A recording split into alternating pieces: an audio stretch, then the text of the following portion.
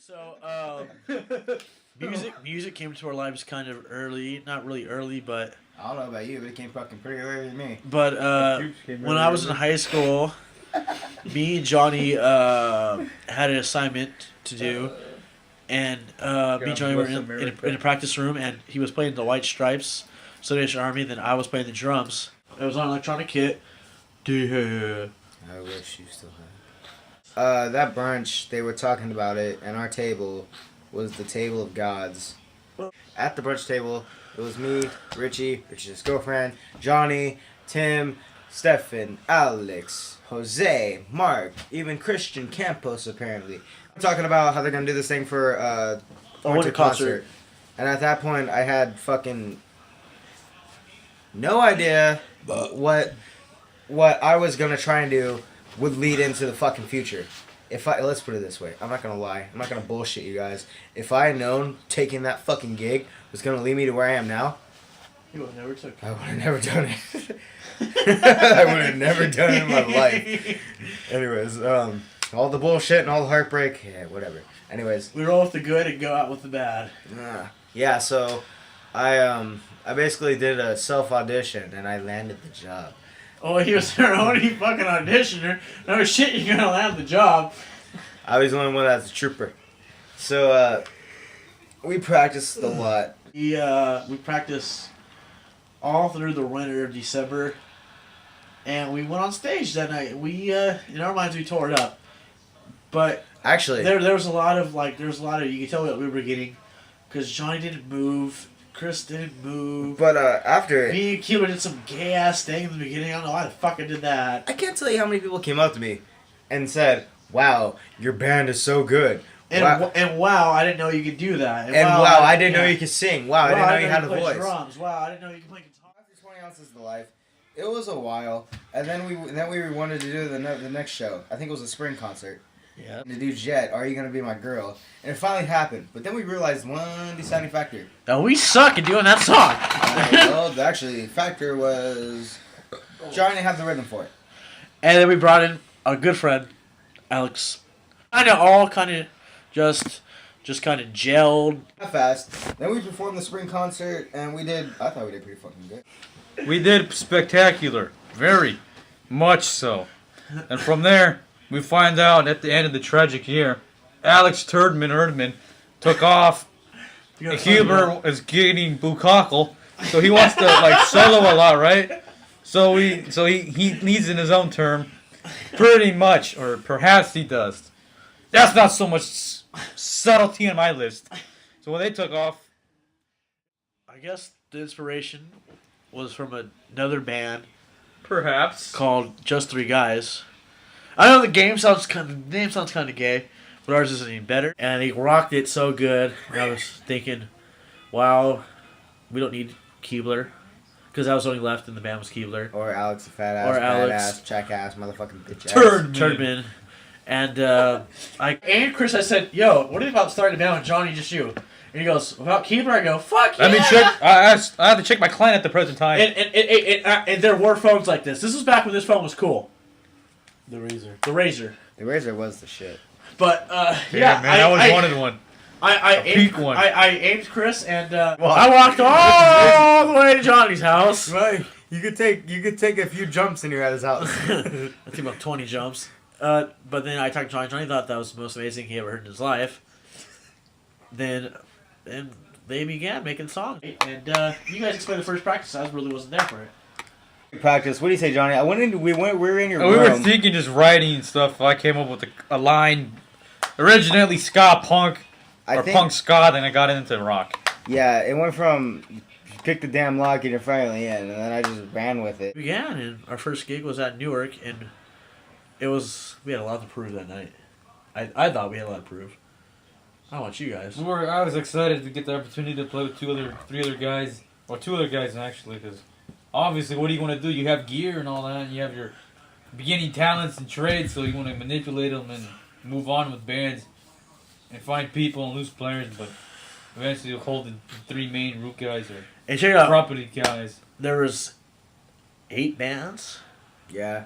There was 8 bands, and we came in 3rd place. Suckers. 3rd place. people who thought we were shit. We were shit. And But- we mean shit. And by the way, like I think the reason why we won because we weren't we were something different. If we would have played now, we would have probably been first place. I think. Yeah. Okay, then Who's dropped it up the bike? Anthony. Then there was one day when Anthony Boyd came up to me. Anthony Boyd is You from fucking chipped. is from a band called Game to lose. Gain to Lose, and he said, "Hey yo, there's a gig at Teen Center." Teen Center. Teen Center. So then we signed up for Teen Center and Teen Center. learned how to work the crowd a little better. We kind of learned how to get what do you say, better stage presence. But we did make it to the finals. It was competition and we made it to the finals, but we didn't win shit. And we were so pissed because this band called the Squeaks The Squeaks. fucking beat us, and they were just the Beatles cover band. They It was were some the shit. most overrated piece of shit band, Beatles cover band. It They was- look like a Jews. They had the whole Beatles set up with the drum set and the guitars and whatnot. I was like, God, I this is so fucking gay. hate the Beatles. Yeah, you gotta think about this. I'll tell you what, you'll do that, but I'll do this right now. Okay, so after the Teen Center gig, I guess Hiatus. yeah. When we go on hiatus though, it's always it's We, bitter. It's we get pissed bittersweet. off. It's pissed off. It's bittersweet because we'll go on a hiatus, but something will happen when we come back. We'll create like these songs. Yeah. That's why I can't wait for this one to be over. Anyways, so we come back, and I guess Richie wrote a song in his sixth period, Miss Sexton, which I no. Della Pena. No, Anyways. you talking about Bullets? Yep. Bullets was made through a whole bunch of me.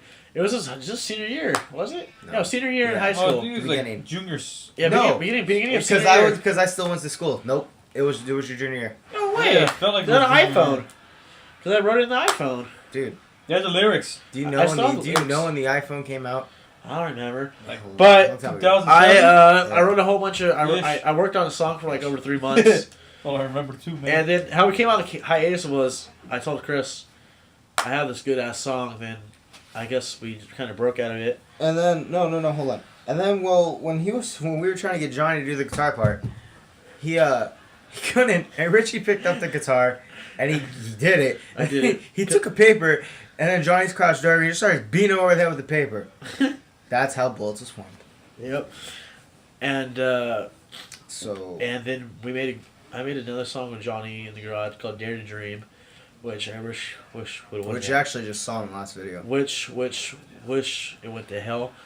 And then we made a song called a System of Command. System Command. It was made in of my backyard. Command. Actually was made when we first. Remember, I was using a rental drum set because I was too poor to buy a real one. Not that he was too poor. I don't think his parents wanted him to have a real one at the time. Yeah, they didn't want to hear all my shit, even though I don't even play loud when they're home or when they're not home. But Anyways. System of Command was made. Then Johnny, take away with AJ. That's how I went, but one day my dad ran into Al or whatever, right? Or whatever. Our You make it sound like the neighbor's son who plays the bass, right? So my dad told me, hey, you should go meet his dad and then go through him. So okay, so it was a Saturday. Walk over to meet the guy. He's playing obviously video games. But Yikes. so I talked to him, right? So he says he plays the bass. I was like, okay, are you any good? He's like, I'm just learning beginning. And I was like, that's cool. I can maybe help you, teach you or guide you, give you some guidance on the way of learning. He's like, okay, I'm down to do that. So They gave him some tab Wait, seven. I Gave him was some a- tab Salvation Army, some Louis, and he was off on his way, man. I tell you what. he was like a Boy, kid he with was some off on his sugar. way. I was a Jedi Master that day. No, you were a Jedi bull. One, Richie Allen Davis. A-list. You should come meet AJ. I was like, who the hell is AJ? He's like, he's a guy. He plays bass. I was just on the phone like, what? I forgot what it said, but it wasn't nothing like, oh cool, let me be down there in a second. No, I waited and I waited. I didn't go. I told him I'd meet him there, and I never went. And then 4th of July is the day I met AJ at Guaihu. Was it 4th of July? Yeah. We Yeah, jammed. Wasn't it earlier? Yeah, It was 4th of July. here, dude. First thought was like, who the fuck is? Because in my head, Golden Dick. I had like some fucking tall, long-haired fucking stoner-ass guy in my head. Well, That was a little short. It was a little Mexican stone. he was True story. He was long from it. So